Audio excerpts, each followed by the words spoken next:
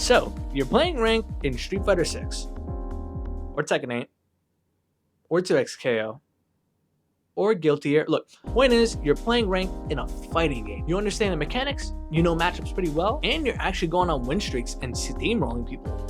And then...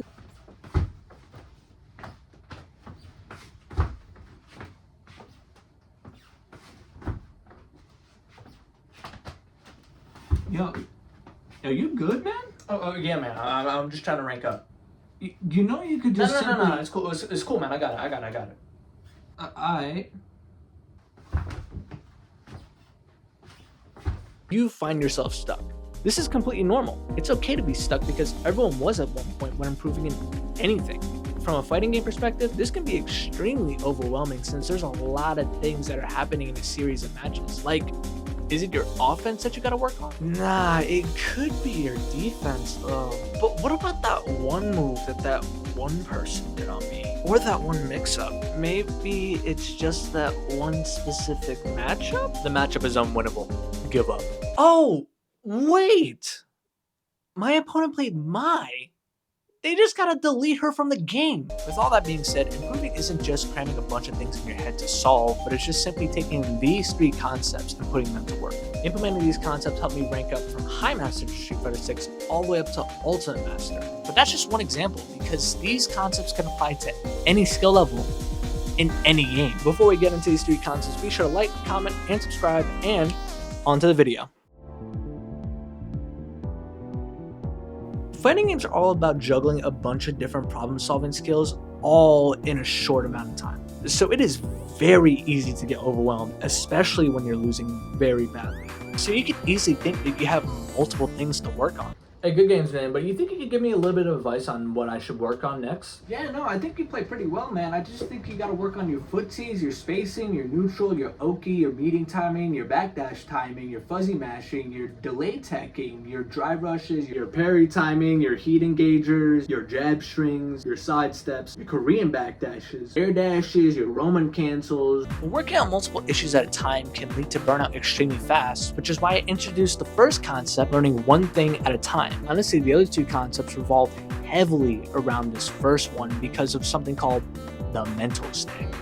To paraphrase the mental stack, it is essentially how many things you and your opponent are looking for in an actual match. They're easy to do by themselves, but looking for all of them during a match can be mentally taxing. Building on individual skills, however, can lead to overall improvement. It's like hitting the gym and splitting your days to hit different muscle groups for the most optimal growth. For example, when I was in a limbo going from Grandmaster to Ultimate Master, I overwhelmed myself with a lot of info, which left me hard stuck at around the 1700 MR rating. Eventually, I took the time to acknowledge, hey, maybe my defense is not that good because I panic and press unsafe buttons while I'm panicking. Maybe I should work towards improving that. And focusing on that specific flaw of mine helped me rank up higher than I ever did before. But before I did that, I had to take a look at my improvement cycle. You can see I was plateauing around this region of rank, not really moving up or down significantly. Then I decided to improve on my defense, which actually led me to spike up a tiny bit, and I'm actually going,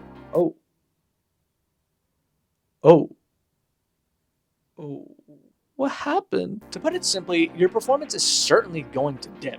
This isn't because you're bad all of a sudden and should drop your respective game, but it's because you're targeting weak spots. Your mental stack is not going to be all there because you're hyper-focusing on one skill that needs to be improved upon, that the other skills are just going to be lackluster for a period of time. Imagine you're going to the gym and say you're doing bicep curls at about 20 pounds. You get the hang of the weight after consistently working out, and you can feel that the 20 pounds is not that much of a challenge after a bit. So naturally, you add more weights, and you're going to feel resistance. That dip in performance is the resistance. Imagine if you were consistent in an exercise, decided to add more weights, felt the resistance, and went this and just stopped completely. Growth is only going to be stunted if you're afraid of the resistance.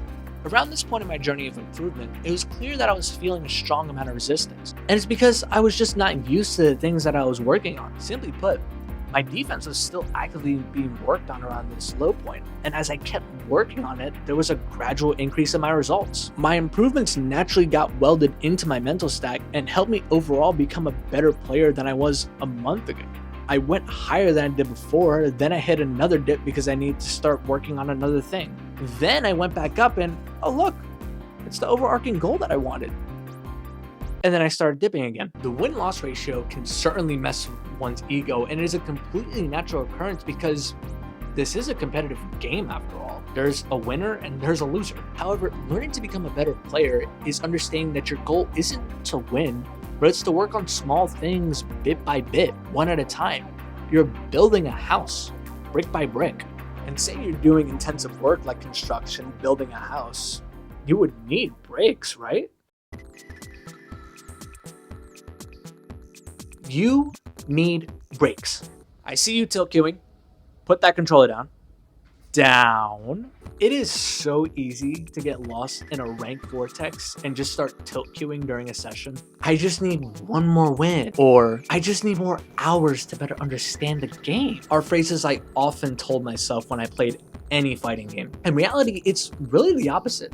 Less is more. The one more win doesn't prove anything, and more hours does not mean you're a better player. As a fighting game player, you need to understand where you're diverting your time to. I would often boot up a fighting game, sit in the training room for about 30 minutes, then play for about an hour or two. What would I lab in these 30 minutes? The same executionally difficult combo over and over again that would actually leave me more lost than I was before and tie my self-worth and value to my win-loss ratio. So how does playing less improve oneself as a player? Well, it's because you concentrate small bits of time on skills that actually need work. You'll be able to establish clear goals whenever you're playing a game. Instead of playing for 3 hours straight and being overwhelmed by 10 different things, play for 1 hour focusing on one skill you need to work on or one matchup you're struggling with.